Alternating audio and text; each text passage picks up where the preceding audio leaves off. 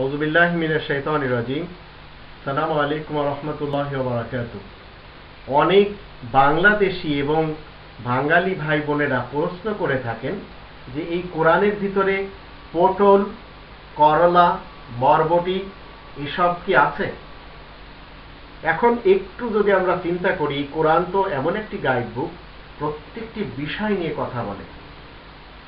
এই কোরআনে যদি আপনার আর আমার বাবার আর মার নাম এর ভিতরে লিখে দেয়, তাহলে এই কোরআন কত বড় হতে হবে, কত লক্ষ খণ্ডে হতে হবে, একটু চিন্তা করে দেখুন।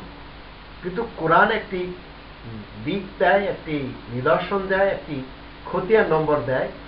তাতে আপনাকে বুঝতে হবে যে কোরআন এই সব জিনিস নিয়ে কথা বলছে। এখন পটল বলেন, করলা বলেন, বরবটি বলেন বা ঢেঁড়স বলেন, এই টাইপের যা সবজি আমাদের দেশে পাওয়া যায়, অনেক ক্ষেত্রে আমাদের দেশে যে সবজিগুলি পাওয়া যায় ইউরোপের মার্কেটে পাওয়া যায় না, আরবের মার্কেটে পাওয়া যায় না, আমেরিকা, অস্ট্রেলিয়া, কানাডার মার্কেটে পাওয়া যায় না। তো এই নামগুলি আমরা কোরআনের দৃষ্টিতে নির্ধারণ করতে পারবো যে কোরআনের ভিতরে 6 নম্বর সূরা আল আনআমের 141 নম্বর আয়াতের দৃষ্টিতে আমরা জানতে পারবো যে আল্লাহ এই সব সবজিগুলির কথা এখানে বলছেন। এখন নাম আপনি আপনার ভাষায় দেন, সেটা আপনার ব্যাপার, আমার ব্যাপার। কোরআনে আল্লাহ বলছেন, ওয়াহুয়াল্লাযী আনশা জান্নাতি মারুশাতি ওয়া গায়রা মারুশাত ওয়ান নাখলা ওয়া যারা মুখতালিফান উকুলুহু ওয়া যাইতুনা ওয়া রুম্মানা মুতাশাবিহা ওয়া গায়রা মুতাশাবিহ কুলু মিন সামারি ইযা আসমারা ওয়া আতু হাক্কাহু ইয়াওমা হাসাদি ওয়া লা তুসরিফু ইন্নাহু লা ইউহিব্বুল মুসরিফিন।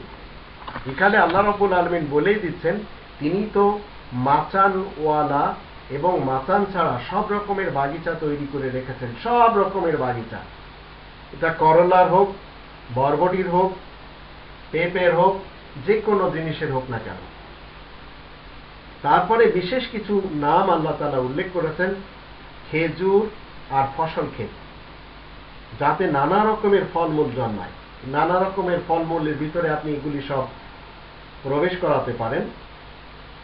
যখন ফসল তৈরি হবে তখন তোমরা এইসব ফলমূল থেকে খাবে, আর আল্লাহ তাআলার জন্য নির্দিষ্ট অংশ তা থেকে ফসল কাটার দিনই দিয়ে ফেলবে। তোমরা অপব্যয় মোটেই করবে না, নিশ্চয় তিনি অপচয়কারীদেরকে মোটেই ভালোবাসেন না। কতটুকু দিয়ে দিতে হবে? 100 মণ যদি আপনি চাল পান, ধান পান, 20 মণ দিয়ে দিতে হবে। যার প্রমাণে কোরআনের 8 নম্বর সূরা আল আনফাল এর 41 নম্বর আয়াতে আল্লাহ তাআলা বলে দিয়েছেন, সব 100 নারিকেল যদি থাকে 20টি নারিকেল দিয়ে দিতে হবে। এমনকি 100 মণ যদি আপনি সরিষা পান, 20 মণ দিয়ে দিতে হবে। ফসল কাটার দিন দিয়ে দেওয়াই ভালো, এটা আল্লাহ তাআলার আইন মতে। তো প্রত্যেকটি শাকসবজির কথা এই কোরআনে রয়েছে।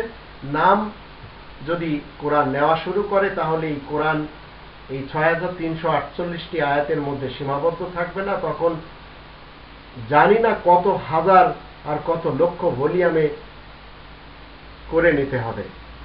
তাই তো আল্লাহ বলতেন যে আল্লাহ তাআলার প্রশংসা যদি মানুষেরা করতে চায়, এই পৃথিবীর 7 সমুদ্র যদি কালি হয়ে যায়, গাছপালা যদি কলম হয়ে যায়, তাও আল্লাহ তাআলার নিয়ামত আর আল্লাহ তাআলার প্রশংসা লিখে শেষ করা যাবে না। সেই আল্লাহকেই আমরা মানি, আমরা মুসলিম।